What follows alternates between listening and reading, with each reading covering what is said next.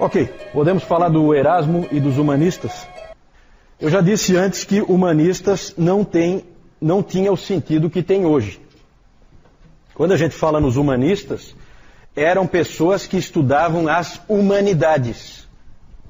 É o estudo das humanidades. O que são as humanidades? Para a gente entender hoje em dia. Hoje em dia ninguém estuda mais as humanidades. Mas naquele tempo as humanidades eram o estudo de línguas, o estudo de literatura e o estudo de história. Certo? Ou seja, estudo de coisas ligadas ao homem. Produção humana.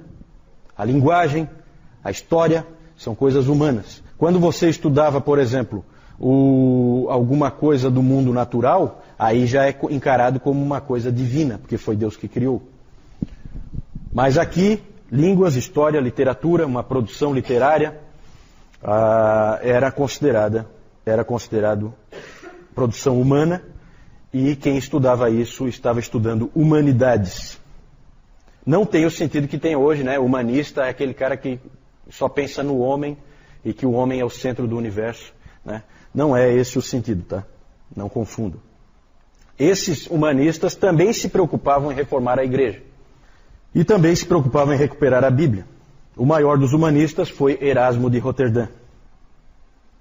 Mas antes de falar do Erasmo, vamos só mencionar 3 outros indivíduos importantes, inclusive para nós. Um alemão, um francês e um inglês. O primeiro é o Johannes Reuchlin. Ele é um humanista muito importante porque ele se tornou um especialista em hebraico. Desde Jerônimo, eu acho que não tinha aparecido na igreja um indivíduo que conhecesse o hebraico como o Reuchlin. E ele e os seus alunos foram responsáveis por preservar o Antigo Testamento hebraico para nós. Porque havia o desejo, por parte da igreja, de destruir todos os manuscritos em hebraico, por considerar que se tratava de escritura dos judeus. E esse cara, junto com os alunos dele, lutaram para que os manuscritos permanecessem vivos. O segundo, Jacques Lefebvre d'Etable. Esse sujeito aí é muito interessante porque ele foi um humanista francês, escrevia comentários da Bíblia e em 1512 ele já escreveu que a justificação somente pela fé era um ensino paulino. Era um ensino de Paulo, que Paulo ensinava que a justificação é somente pela fé. Tanto que, às vezes, os protestantes franceses marcam a data de 1512 como o início da Reforma. O francês tem essa mania, né, de querer dizer que é com ele. Então ali não foi muito diferente. Ele traduziu, esse Lefebvre traduziu também a Vulgata. Da Vulgata ele traduziu a Bíblia para o francês, a partir da Vulgata latina. Tá? Isso em 1530, e ele fez isso sob forte oposição da igreja. Ele disse: se era adequado aos romanos ter a Bíblia traduzida para o latim, por que não seria para os franceses ter a Bíblia traduzida para o francês? Vejam como ele pegou realmente o espírito da coisa.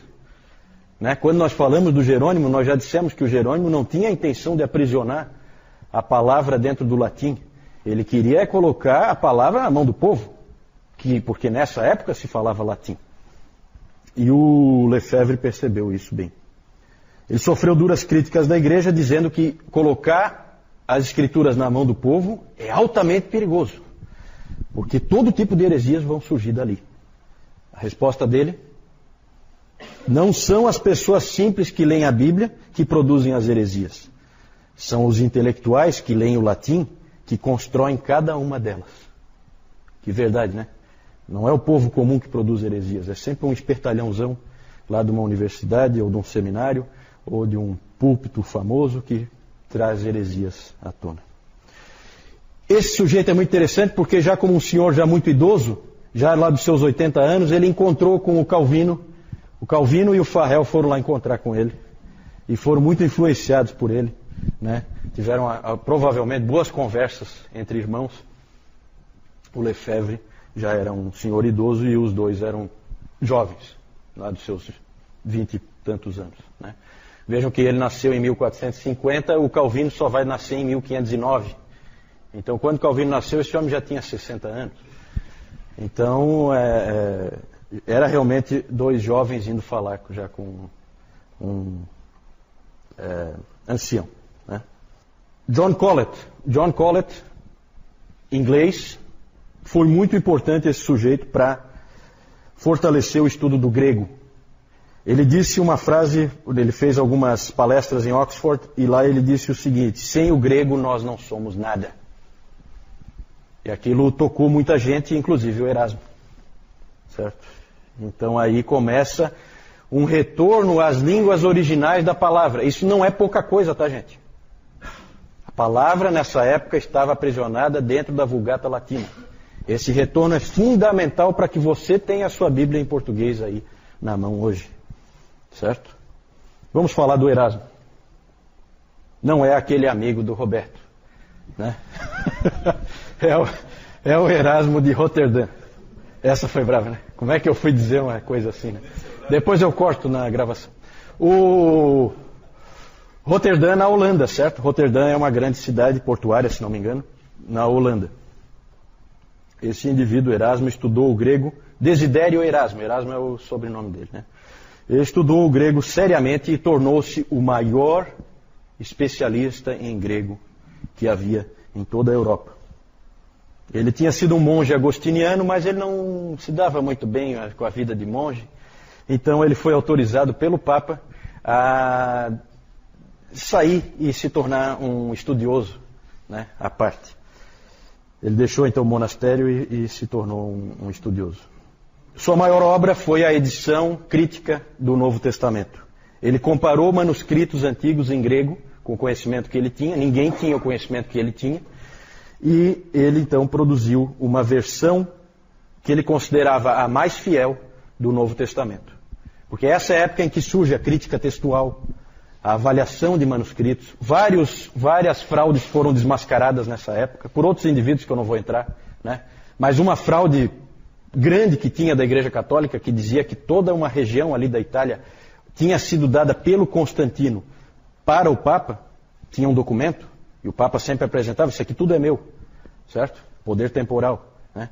Foi provado que aquele documento era lá do século VIII, alguma coisa assim, uma fraude absurda, certo? Constantino, vocês sabem, viveu no século IV. Mas isso só foi possível constatar essas fraudes nessa época do Renascimento, por causa de alguns estudiosos que voltaram para as línguas originais e o estudo das línguas, certo? Outro é aquele, falei aqui, o Pseudo-Areopagita, como é que era o nome dele? Esqueci do nome dele. Lembra, Nilton? Dionísio, né? Dionísio, o Pseudo-Areopagita. Ele se tornou pseudo nessa época, porque descobriram que aquele texto não era lá do período em que Paulo esteve em Atenas, né? Então, é bem isso aí.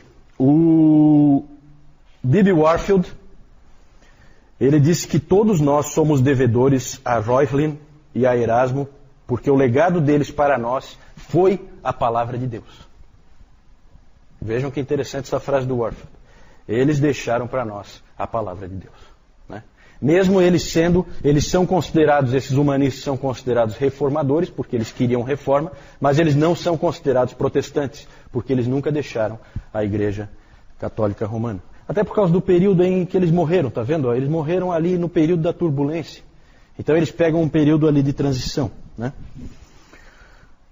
O problema dos humanistas erasmianos é que eles não gostavam muito de teologia. Eles gostavam da análise textual, mas não da teologia. E aí houve uma divisão entre dois grupos de reformadores: os humanistas e os luteranos, certo? Não se entenderam. E a divisão ocorreu principalmente por causa de um livro que o Erasmo escreveu, chamado Sobre o Livre-Arbítrio. Lutero leu uma vez o livro, não gostou muito. Leu uma vez, leu outra vez, gostou menos ainda. Cada vez que ele lia de novo, ele gostava menos ainda do livro. E aí Lutero então resolveu escrever um livro para responder ao livro do Erasmo, e esse livro é o famoso livro de Lutero sobre a escravidão da vontade. Sobre a escravidão da vontade, que nós temos um resumo, é só um resumo, porque esses indivíduos não escreviam livrinhos fininhos como esse aqui que eu estou mostrando, né? Mas nós temos um resumo, editora Fiel, Nascido Escravo, Martinho Lutero. É um resumo bem interessante ali, ele responde. Eu já disse algumas vezes que o Lutero cria muito mais é exagero meu, né? Mas ele cria muito mais na predestinação e na eleição do que o próprio Calvino. É exagero, na verdade os dois criam, né? Porque é bíblico. O Lutero admirava o estilo e a elegância do Erasmo, mas ele disse que estava atrás de substância e não de forma. E para ele aquele livro do Erasmo era um livro vazio. Houve uma grande discussão entre os dois, eles escreviam um para o outro, discutindo esse assunto. Mas o Erasmo não gostava de teologia, ele não queria discutir teologia, e ele não queria fazer afirmações contundentes. Aí o Lutero disse que não é cristão quem não gosta de fazer afirmações contundentes. Esse é o Lutero em ação, tá? Lutero é aquele indivíduo que, se tiver uma porta para arrombar, quem vai dar com os pés, pode ter certeza que é ele. Então ele é um indivíduo bem pitoresco, o Martinho Lutero. Entretanto, o Lutero ele agradecia ao Erasmo por ter focado no que é importante. E o que é importante é como que um homem é salvo e como que a graça de Deus é administrada. Então isso ele ficou contente porque o Erasmo não ficou discutindo coisas periféricas como papado, indulgências, coisas que são menos importantes. O mais importante o mais central é a graça de Deus, como que ela funciona. O Erasmo, no livro dele, apresenta de maneira habilidosa a visão semi-pelagiana da Igreja Católica Romana, certo? Em que o Deus concede graça para a salvação, mas o pecador tem dentro de si o poder de fazer o bem, e a nossa salvação depende de fazermos coisas boas, e que Deus sempre vai nos ajudar quando nós fizermos essas coisas boas, certo? Ele usava aquela ilustração, acho que até o Newton já citou uma vez essa ilustração, da criança que quer pegar uma maçã, certo? Ela quer pegar uma maçã na mesa, e vem o pai e ergue ela. E aí ela pega com a própria mão dela, mas com a ajuda do pai. Por vontade da criança, com a própria mão dela, mas com a ajuda do pai, ela então consegue pegar a maçã. Essa é a visão arminiana, essa é a visão semi-pelagiana, porque nessa época o Armínio não era nem nascido ainda, né? É a visão semi-pelagiana típica da Igreja Católica Romana. O Lutero, quando ele escreveu o livro sobre a escravidão da vontade, ele percebeu que aquela era a declaração dele da verdade. Ele era apaixonado por esse livro. Os luteranos, geralmente, por isso que eu sempre brinco que Lutero nunca seria um luterano, talvez eu esteja exagerando um pouco, mas os luteranos ficam desconfortáveis com esse livro, eles não gostam, eles ficam assim numa situação difícil, já que eles são, na sua maioria, arminianos. Lutero era um indivíduo absolutamente firme na crença, na predestinação e na eleição, de maneira muito forte, como é peculiar dele. Ele sempre gostou demais desse livro que ele escreveu, e ele tinha orgulho, no bom sentido, desse livro. Só mostrar para vocês aí rapidamente: Reuchlin, Lefebvre, Colette e Erasmo de Roterdã. Esses 4 que nós falamos, humanistas.